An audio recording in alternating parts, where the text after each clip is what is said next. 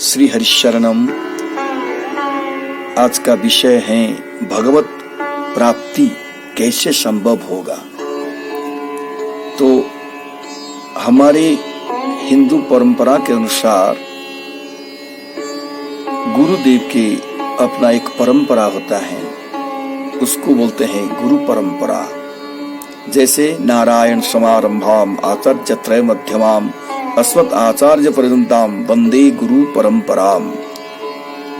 तो ये गुरु परंपरा अनिवार्य है। अपने बुद्धि को आधार करके अगर कोई जीवन में परम श्रेय लाभ करना चाहता है तो वो वंचित ही रहेगा। इस संदर्भ में हमें याद रखना चाहिए कि पहले भव भय से त्रस्त होकर ब्रह्मा भगवान आदि नारायण से भागवत सुने थे। वो था 4 श्लोक भागवत, चतुश्लोकी भागवत बोलते हैं। उसके बाद ब्रह्मा अपने पुत्र नारद जी से और नारद जी व्यास को और व्यासदेव अपने पुत्र शुक मुनि को और शुकदेव गंगा में प्रायोपविष्ट राजा परीक्षित को गुरु परंपरा क्रम से ये शिक्षा दिए थे। उसके बाद सूत जब परीक्षित महाराज को भागवत सुनाते थे, वहां सूत मुनि बैठे थे। तो सूत मुनि बाद में जाके नैमिषारण्य में शौनकादि ऋषियों को ये भागवत सुनाए थे। इस संदर्भ में भागवत का 12वां स्कंद 13वां अध्याय और 19वां श्लोक में आता है, कस्मै येन विभासितो यमतुलो ज्ञान प्रदीपक पुरा तद्रूपेण च नारदाय मुनये कृष्णाय तद्रूपिणी योगीन्द्राय तदत्मनाथ भगवत त्राताय कारुण्यत तत्शुद्धं विमलं विशोकमृतं सत्यं परम धीमहि। यो पूर्व काल में ब्रह्मा जी के लिए ज्ञान प्रदीप को प्रकाश किए थे। तदनंतर ब्रह्मा नारद जी को, नारद व्यासदेव को और व्यास अपने पुत्र सुखदेव को और शुक कृपा पूर्वक राजा परीक्षित को यह प्रकाश किए थे। वही विशुद्ध विमल शोक रहित अमृत सत्य स्वरूप परमात्मा को हम ध्यान करते हैं। तो इससे पता चलता है कि स्रोत परंपरा या श्री गुरुदेव के अनुगत्य में परमार्थ विषय को गूढ़ तत्व शुद्ध भक्तों के द्वारा इस जगत में प्रकटित होता है। पर ब्रह्म परमात्मा का स्वरूप अचिंत्य वो अनिर्वचनीय है, जो कि ब्रह्मा शिव और इंद्रादि देवताओं को भी अगोचर है। श्रुति कहते हैं यतो वाचो निवर्तन्ते अप्राप्य मनसा सह, अर्थात मन तथा वाणी जिसको पाने के लिए उनके पास जाके फिर वापस लौट आते हैं। तो साधक को काय मन और वाक्य से तीव्र साधना करके भी मनोवाणी के द्वारा भगवान को प्राप्त करने में जो चेष्टा करते हैं उसमें कभी भी सफल नहीं हो पाते हैं।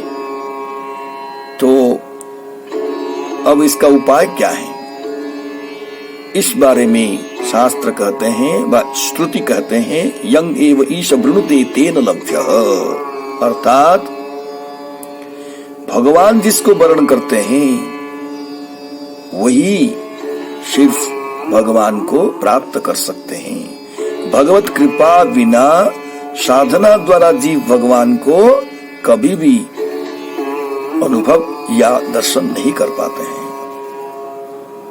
तो भगवान जिसको अपने तत्व के बारे में समझाना चाहते हैं, वही उनको पहचान पाता है। जैसे श्री रामचरितमानस में आता है, सोई जानत जेहु देव जनाई, जानत तुम ही होई जाई। और श्रीधर स्वामी अपने श्लोक में कहते हैं, मूकं करोति वाचालम पंगुं लंघयते गिरिं, यत् कृपा तमहं वंदे परमानंद माधवम। जिसके कृपा मूक व्यक्ति को भी वाचाल कर देता है, पंगु को पर्वत लांघने के लिए सहायक हो जाते हैं। एवं भूत परमानंद स्वरूप माधव को मैं वंदना करता हूँ।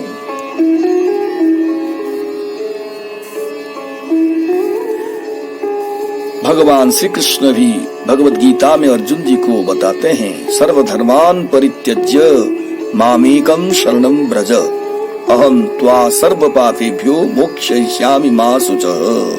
हे अर्जुन, तुम सब कुछ धर्म छोड़ के मेरे ही शरणापन्न हो जाओ, मैं तुम्हें सब पाप से मुक्त कर दूंगा। इसके लिए शोक मत कर। मां एव सर्वात्मानं समं सर्वभूतस्थं ईश्वरं अच्युतं गर्भ जन्म जरा मरण विवर्जितं अहम् एव इति एवं एकं शरणं व्रज, न मत्तः अन्यत् अस्ति। हे अर्जुन, मैं सब प्राणियों का आत्मा, मैं सम तथा सर्वभूत में अवस्थित हूँ, समान रूप से अवस्थित हूँ।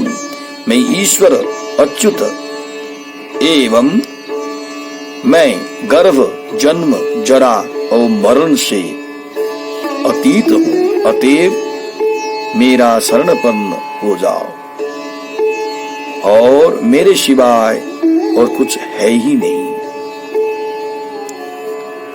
तो अगर कोई भगवान के सिवाय दूसरा का आश्रय लेना चाहता है, तो वो कुत्ते के पूंछ को पकड़ के सागर को पार करना जैसे होगा। स्वलांगुले नाति ततर्ति सिंधुम।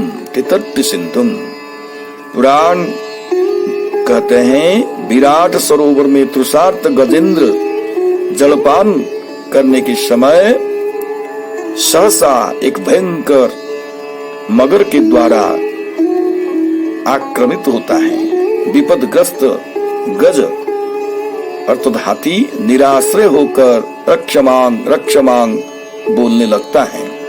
तो उसी समय वो सब देवताओं को पुकारता है, फिर भी उसका पुकार सुनकर भी कोई देवता आगे उनको रक्षा करने के लिए नहीं आए। सब देवता सोचने लगे, हमारा तो नाम नहीं ले रहा है, तो फिर हम क्यों जाएंगे। तो इसी समय में एकमात्र भगवान विष्णु सुदर्शन चक्र के द्वारा मगर को मार के संकटापन्न गज को अभय भुजदंड से उनको सारूप्य मुक्ति दिए थे। तं वीक्ष्य पीड़ितमजः सहसावतीर्य सग्राहमासु सरसः कृपयोज्जहार। गजेंद्र को पीड़ित देखकर भगवान गरुड़ से तत्क्षणात उतर के तुरंत कृपा पूर्वक सरोवर मध्यस्थ जो नक्र उसको मार के हस्ती को उद्धार किए थे। इसीलिए कहा जाता है, मुक्ति का कारणं विष्णुं स्तोष्यहं परमेश्वरम। मुक्ति का कारण भगवान विष्णु को मैं तोष करके संतुष्ट करके ही जीवन में अपना श्रेष्ठ लक्ष्य को प्राप्त कर सकता हूँ। भक्त दो किस्म के होते हैं, एक सकाम और दूसरा है निष्काम। जो भक्त कुछ न कुछ पाने के लिए भगवान को स्तुति स्तव करता है, तो उसको सकाम भक्त कहते हैं। लेकिन जो सोचता है कि मैं भगवान से जन्म लिया हूं, वो मेरे पिता माता, अतः मैं उनको स्तवन करता रहूंगा, वो मेरे सदा स्तुत्य हैं और मैं उनका स्थापक हूं। वो सदा सर्वदा और नित्य मेरा प्रभु है, मैं उनका नित्य दास हूं।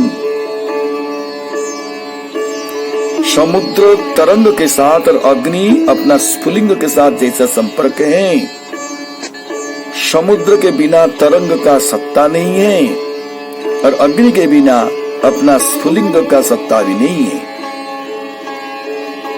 इस प्रकार जो अपने परम पिता को स्तुति करता है, प्रार्थना करता है, उसको निष्काम भक्त कहते हैं। जो फलाशा के लिए भगवान को स्तव और स्तुति करता है, तो वो भगवान का कभी भी भृत्य नहीं होता है, दास नहीं होता है। न सभृत्य सबई बणिक, भागवत कहते हैं। प्रहलाद जी महाराज जब भगवान नृसिंहदेव को दर्शन करते हैं तो उसी समय अपनी स्तुति में कहते हैं, हे नृसिंहदेव, जो भक्त फल के आशा रख के आपको स्तुति करते हैं वो आपके भृत्य कभी नहीं है, वो तो बणिक हैं, व्यवसायी हैं। सकाम भक्त उद्देश्य से शास्त्र कटाक्ष करते हैं। जीव भगवान को भूलकर अनादिकाल से बहिर्मुख हो गया है और इसीलिए माया उसको संसार का त्रिताप दुख दे रहा है। कभी उसको स्वर्ग को लेता है और कभी माया जीव को नरक में डालता है। अतएव ब्रह्मा अपनी स्तुति में कहते हैं, हे परमेश्वर, मैं आपसे जन्म लिया हूं और आपको ही स्तुति करता रहूंगा। यह मेरा एक नैसर्गिक की क्रिया मात्र है।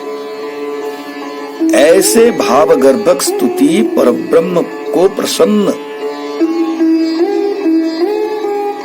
करने का एकमात्र उपाय है। तो जो ब्रह्म है वही परमात्मा है और वो भगवान होते हैं भक्त के लिए। ब्रह्म निष्क्रिय है, परमात्मा न्यायकारी है और भगवान सदा सर्वदा कृपामय है।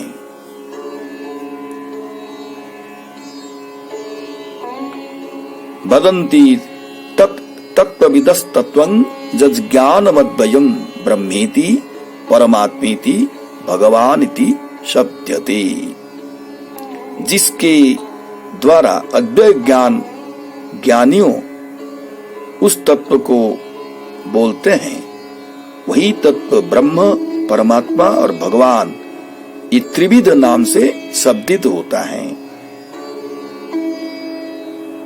हरिशरणम।